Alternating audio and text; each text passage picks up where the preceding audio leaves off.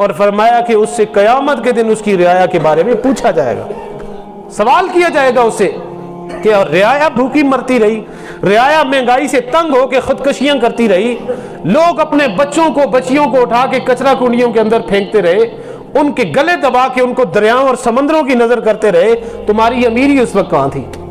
تمہاری اس وقت جو حکومت تجھے ملی تھی تم نے اس کا خیال کیوں نہ کیا؟ تم خود عیاشیاں کرتے رہے، بڑی بڑی گاڑیاں، بڑے بڑے بنگلے اور باہر کے ممالک کے ویزے لگوا کے گھومتے پھرتے رہے، تمہاری رعایا بھوک سے مر رہی تھی، تم نے اس کا خیال کیوں نہ کیا؟ یہ اللہ تعالیٰ قیامت کے دن اس بندے سے پوچھے گا، اور یہ رعایا ان کا گرمان پکڑ پکڑ کے ان سے یہ سوال کرے گی۔ حضور نے فرمایا حکمرانوں کو ان کی ذمہ داریوں کو احساس دلاتے ہوئے میرے حضور پاک صلی اللہ علیہ وسلم نے فرمایا فالامام الذی علی الناس راع